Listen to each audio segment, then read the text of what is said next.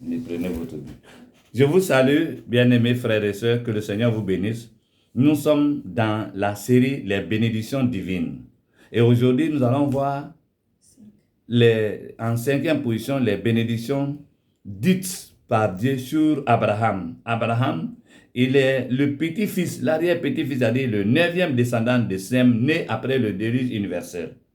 Alors, vous allez voir que le choix d'Abraham n'est pas un heureux hasard ou bien une coïncidence. Non, c'est plutôt la confirmation de l'alliance que Dieu a faite avec Sem, au lendemain du déluge universel, à la suite de son comportement d'honneur, de crainte de Dieu. Donc, il va choisir Abraham. Nous sommes dans Genèse, le chapitre 12, à partir du verset 1.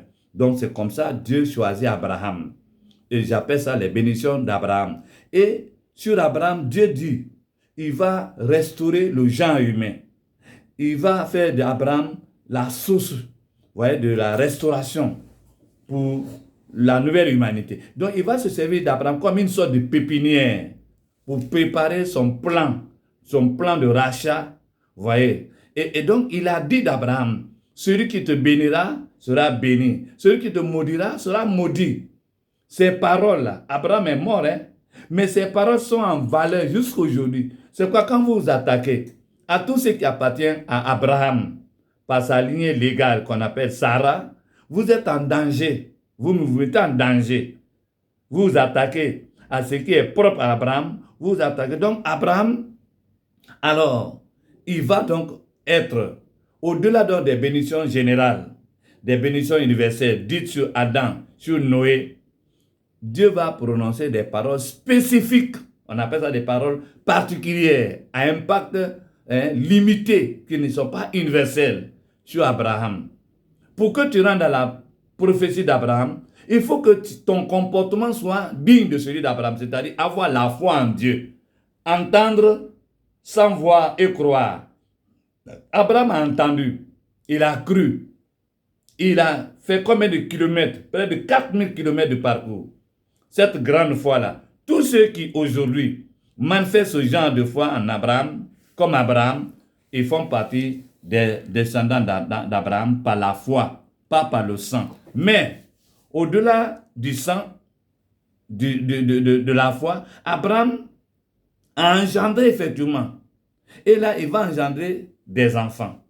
Le premier enfant qu'il va engendrer s'appelle Ismaël. Mais Ismaël va avoir une part de bénédiction qui n'a rien à voir avec le reste des enfants d'Abraham. Et la principale bénédiction, c'est qu'il est dit d'Agar, nous sommes au chapitre 16, que l'enfant qu'elle porte dans son ventre s'appellera Ismaël. Ça veut dire affliction. Mais il sera contre tous sera contre lui, sera comme un âne sauvage. C'est ça qui fait la particularité des descendants d'Ismaël. C'est-à-dire, vous voyez aujourd'hui le terrorisme, les conflits, c'est ça. Ils sont contre tous et tous sont contre lui. Et ça, c'est un caractère héréditaire. Ça a modifié les gènes chromosomiques de l'enfant à 1 mois de la grossesse. Mais, par contre, le deuxième enfant légitime d'Abraham, qui est Isaac, il est dit de lui que le salut vient des Juifs.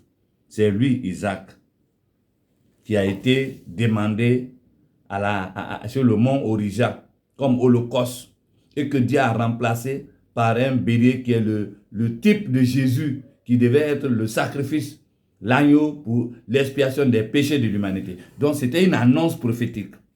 Alors là encore, je tenais à vous le dire afin que vous compreniez mieux votre Bible. Donc nous sommes dans Genèse 12, 13, 14, 15, ainsi de suite, jusqu'à 25, là-bas, la mort d'Abraham. Et que Dieu vous bénisse. Pour la prochaine suite, ce seraient les bénédictions divines qui ont passé par Jacob avec ses 12 enfants. Merci à vous. Merci.